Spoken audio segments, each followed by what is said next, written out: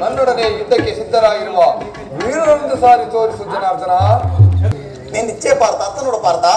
ಸ್ವರ್ಣಮಯವಾದ ಅಷ್ಟಾಶವ ರಥದಲ್ಲಿ ಕುಳಿತಿರುವನೇ ನಿಮ್ಮ ಪೂಜ್ಯ ಪಿತಾಮಹ ಭೀಷ್ಮನ್. ಯುದ್ಧವನ್ನು ಪ್ರಾರಂಭಿಸುವುದಕ್ಕೆ ಮೊದಲು ಆ ಮಹಾಪುರುಷನಿಗೆ ಒಂದು ಸಾರಿ ವಂದಿಸು ಪಾರ್ಥ. ಆಜ್ಞೆ ಮಾಧವ. ಕುರುಪಿತ ಭೀಷ್ಮನ್, ಅರ್ಜುನನ ಪ್ರಣಾಮಗಳನ್ನು ಸ್ವೀಕರಿಸು. ಪರಮಾತ್ಮ, ನನ್ನ ಜೀವನದಲ್ಲಿ ಎಂತಹ ಪವಿತ್ರವಾದ ಸಮಯ. ನನ್ನ ಮನಸ್ಸಿನಲ್ಲಿ ಹುಟ್ಟುತ್ತಿರುವ ಭಾವನೆಗಳನ್ನು ನಾನು ನಿನಗೆ ತಿಳಿಸಬಲ್ಲನಾದರೆ ಏನು ಅರ್ಜುನನ ಪತನವೇ ಅಥವಾ ಉದ್ಧಾರವೇ ದೇವ? ಹೇಗೆ ಪಾರ್ಥ, ಹೇಗೆ ವಿಚಲಿತನಾಗಿರುವೆ? ಪರಮಾತ್ಮ,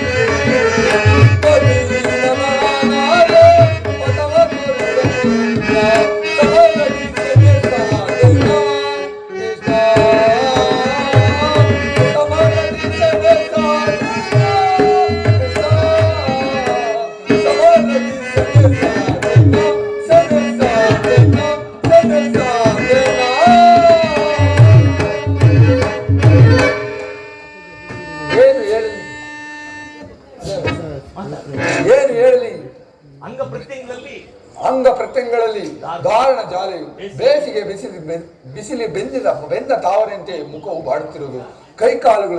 ಕೈಕಾಲುಗಳಲ್ಲಿ ನಿಲ್ಲಲು ತ್ರಾಣವಿಲ್ಲ. ಗಾಂಡಿಯು ಕೈಯಿಂದ ಕಳಚಿತು. ನಾನು ನೋಡುತ್ತಿರುವುದು ಏನನ್ನು? ಇವರೆಲ್ಲರೂ ನನ್ನ ಬಂಧು ಬಾಂಧವರು, ಮಿತ್ರರು, ಶಕ್ತಿಗಳು, ಜ್ಞಾತಿಗಳು. ಇವರೆಷ್ಟು ಜನರ ದಮನಿಗಳಲ್ಲಿ ಪವಿತ್ರವಾದ ಭರತವಂಶದ ಪವಿತ್ರವಾದ ರಕ್ತವು ಹರಿಯುವುದನ್ನು ನೀನೇನು ಬಲ್ಲೆ ಕೃಷ್ಣ? ಮೂರು ಲೋಕದ ಸಾರ್ವಭೌಮ ಪದವಿಗಾಗಿ ಜ್ಞಾತಿವರಿಗೆ ಗುರುಹಿಂಸೆಗೆ ಕೈ ಹಾಕಲಾರೆನು. ನನಗೆ ರಥವನ್ನು ತಿರುಗಿಸಿ ಮಿತ್ರ, ಯುದ್ಧವು ಬೇಡ. ಪಾರ್ಥ, ಇಂತಹ ವಿಷಮ ಸ್ವರದಲ್ಲಿ ನಿನಗೆ ಕಲ್ಮಶ ಭಾವವು ಹೇಗೆ ಹುಟ್ಟಿತು ಪಾರ್ಥ? ಕ್ಷತ್ರಿಯ ವೀರನಾಗಿ ಜನಿಸಿ ಅನಾರ್ಯನಂತೆಯೇ ವರ್ತಿಸುತ್ತಿರುವೆ. ತೆರೆದ ಸ್ವರ್ಗದ ಬಾಗಿಲನ್ನು ನಿರಾಕರಿಸಿ ನರಕದ ಮಾರ್ಗವನ್ನು ಹಿಡಿಯಬೇಡ. ಯುದ್ಧವು ಕ್ಷತ್ರಿಯನ ಧರ್ಮ, ನಿನ್ನ ಧರ್ಮವನ್ನು ನೀನು ಪಾಲನೆ ಮಾಡು ಪಾರ್ಥ.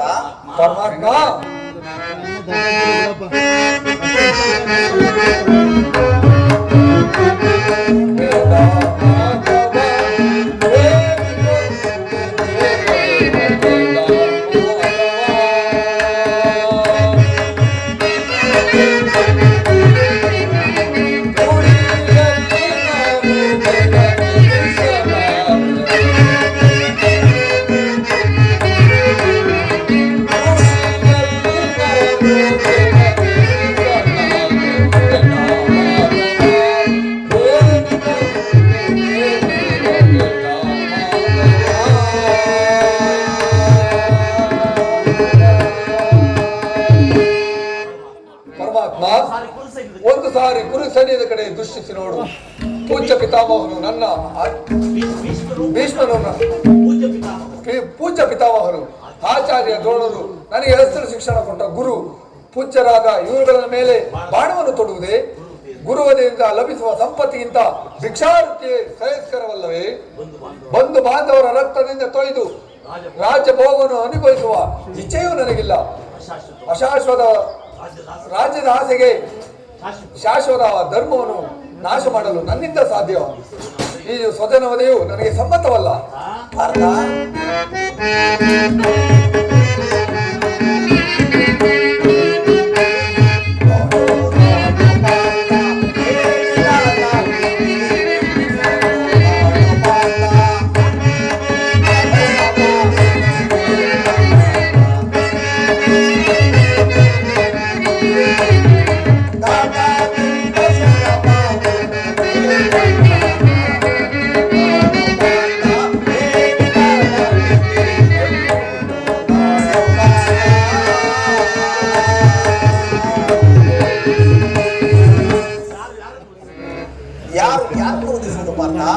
ಅಳಿವಿಲ್ಲದ ಆತ್ಮವನ್ನು ಒದಿಸುವುದು ಅಸಂಭವ.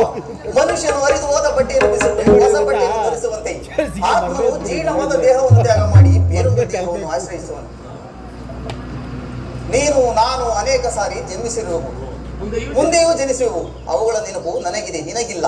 ಯುದ್ಧವು ಕ್ಷತ್ರಿಯನ ಧರ್ಮ, ನಿನ್ನ ಧರ್ಮವನ್ನು ನಿನ್ನ ಪಾಲನೆ ಮಾಡಬಾರ್ದ?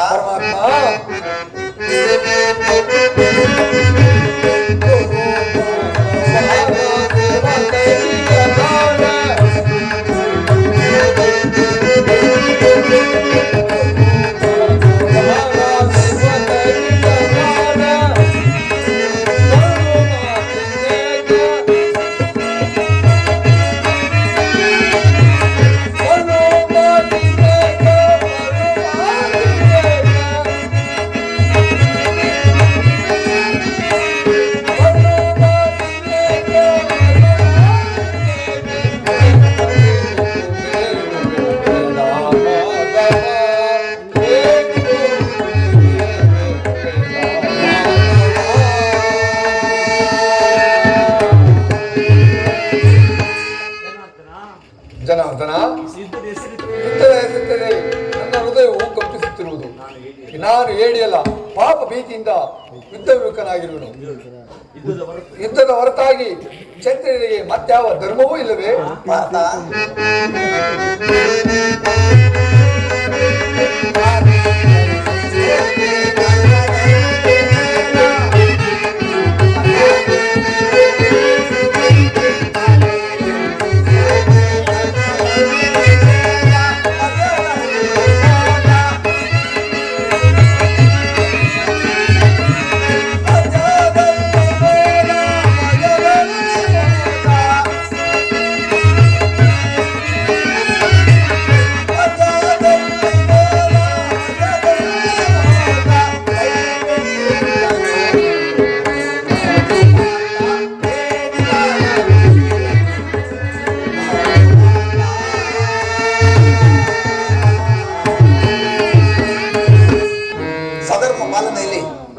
ಪ್ರಾಣವನ್ನಾದರೂ ತ್ಯಜಿಸಬಹುದು.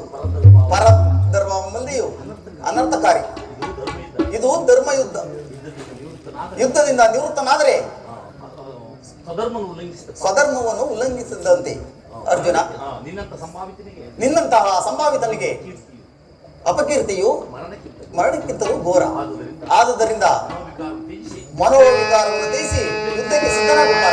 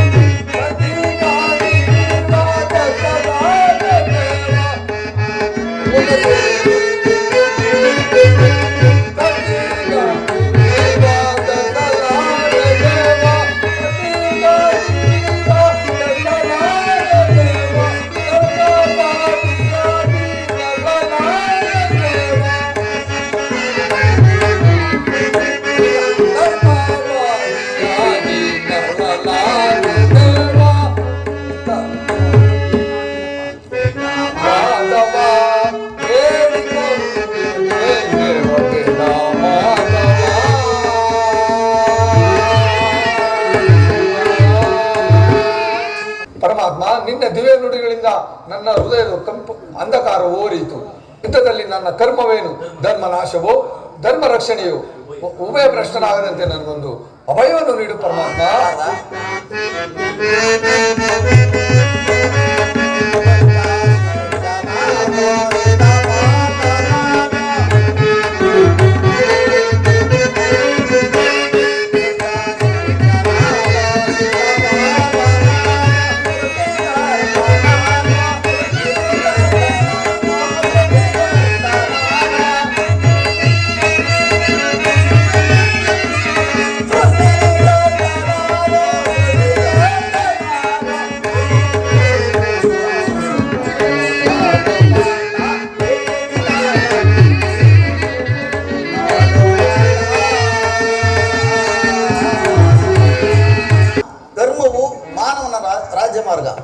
ಮಾನವ ಜೀವನದ ರಾಜಮಾರ್ಗ. ನೀನು ಕರ್ಮ ತತ್ಪರನಾಗು, ಅಸ್ತ್ರಗಳನ್ನು ಧರಿಸು, ಕರ್ಮಯೋಗಿ ಎನಿಸು. ಇಹದಲ್ಲಿ ಕೀರ್ತಿಯನ್ನು, ಪರರಲ್ಲಿ ಸ್ವರ್ಗವನ್ನು ಪಡೆಯಿ. ಈ ದಿವ್ಯವಾಣಿಯಿಂದ ನನ್ನ ಹೃದಯದ ಅಂಧಕಾರ ಓರಿತು. ಸೂಕ್ತ ಪ್ರಜ್ಞೆಯಿಂದ ಎಚ್ಚರಗೊಳಿಸಿರುವ ನೀನು ಯಾರು? ಧರ್ಮಯೋಗಿ. ಇಹಲೋಕದಲ್ಲಿ ನಿನ್ನ ನಿರ್ದಿಷ್ಟ ಕರ್ಮಗಳೇನು?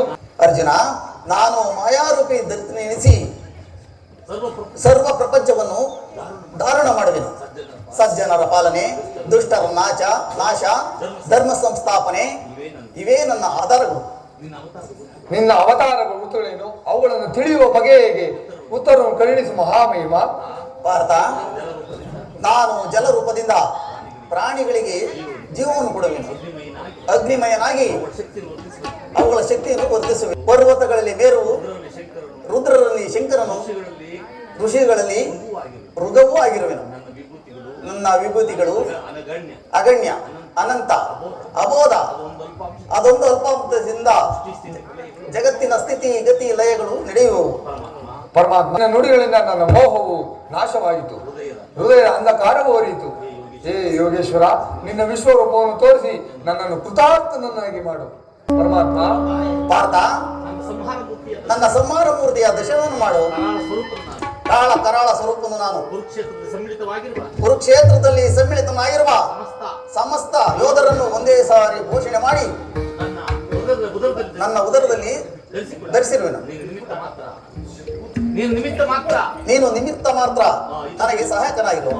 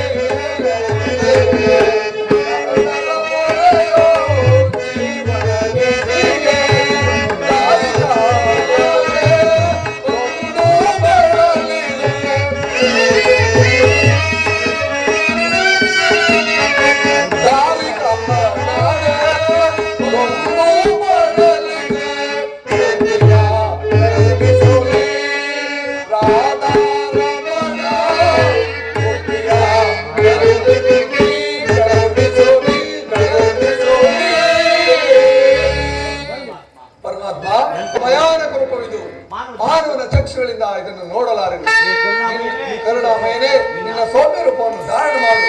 ಭಕ್ತ ಪರಾಧೀನ ಭಕ್ತರ ಹೃದಯದಲ್ಲಿ ಆನಂದ ತರಂಗಗಳನ್ನು ಎಬ್ಬಿಸುವ ಸುಧಾಮಧುರವಾದ ಮಂದಹಾಸವನ್ನು ಬೀರು. ಬಿಡು ಪ್ರಾಣಸಖ, ನನ್ನ ಗದಾಚಕ್ರ ಶೋಭಿತವಾದ ಸೌಮ್ಯ ಮೂರ್ತಿಯ ದರ್ಶನವನ್ನು ಮಾಡು.